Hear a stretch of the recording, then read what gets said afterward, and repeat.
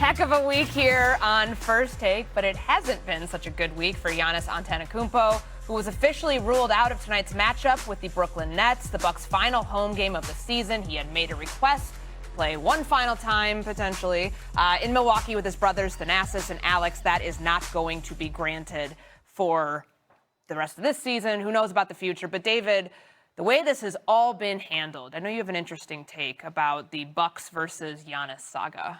I'm glad Perk is here to witness this because Giannis and the Bucks front office are suffering from a chronic case of failing to stand on business. And as a result, they have wasted 365 days of all of our lives because this should have been handled last summer when Giannis wanted to leave Milwaukee but did not want to look like the bad guy. And Milwaukee should have moved on from Giannis to get as many picks as they could, but did not want to look like the bad organization. They didn't want to look like bad guys. They didn't want their fans to be miserable. They didn't want to hate each other. A year later, both of them look like the bad guys.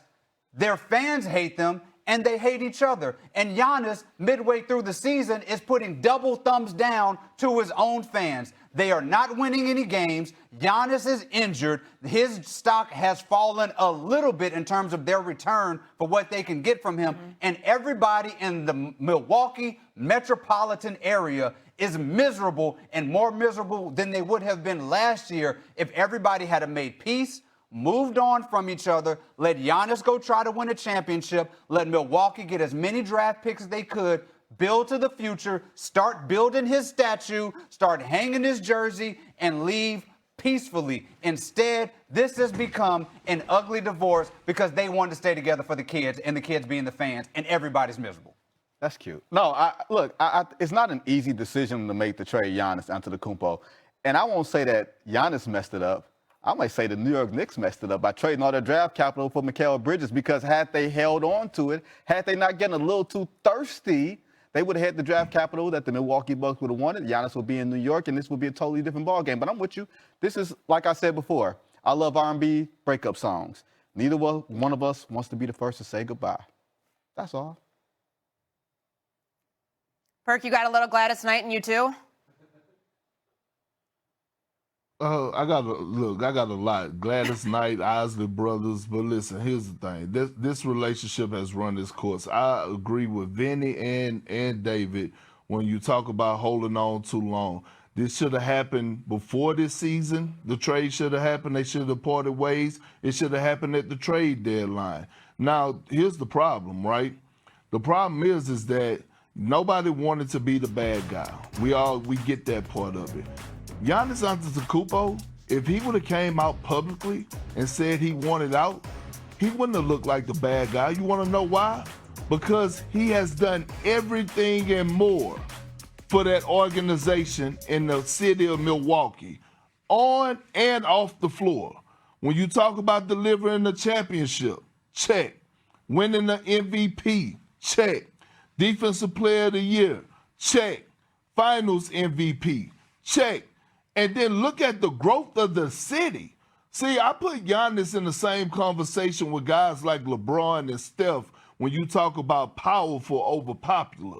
Powerful players move the needle from an economic standpoint. They got a new arena.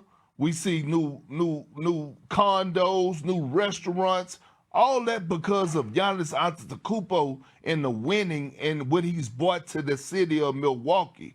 It has to happen. I believe this relationship is over. I do not want to go into next season talking about Giannis and the Bucks. It has to be over. Now, I'm going to say this, last thing. You know who's the biggest winner? Who's the biggest winner in all of this? Is the New York Knicks. The New York Knicks. That's why they're not under any pressure, in my opinion, this postseason. Because they're really playing with house money. They know that Giannis Antetokounmpo wants to be in New York. So now you take this team that is a championship caliber team. Hold on, hear me out. That is a championship caliber team, and you go make a run and try to go win the NBA championship. Guess what? If you fall short, you got enough pieces to go trade for Giannis Antetokounmpo and run it back for the next 2-3 years with him and Jalen Brunson leading the charge. Perk, my brother, I was with you. I was all the way there with you, and then you just happened to just go a little left. I don't think the Knicks are playing with house money. I know they fired their coach last year because they didn't get to the finals. Karl Towns is under an amount of pressure because they didn't get to the finals and have to get to the finals this year. Same for Mikal Bridges. Like, you can't wait on Giannis Antetokounmpo with the health issues that he's had since winning that title. He's had years where he hasn't played in the playoffs. He's had years like this year where he's battling calf injuries. So to assume that he's going to be a premium health by you waiting a year, or to assume that the Bucks are going to hand him over to you just because you're the Knicks, is a fool's errand, because it's a lot of other teams that have draft picks and assets that they could trade him to. If you're the Knicks, you better focus on handling your own damn business. Yeah. All right, let's leave it here, because this is a saga is putting a bow on it now. But I got you, Lucky, on this one. We'll get into so much more Giannis because the saga is only just beginning. But the final weekend of the NBA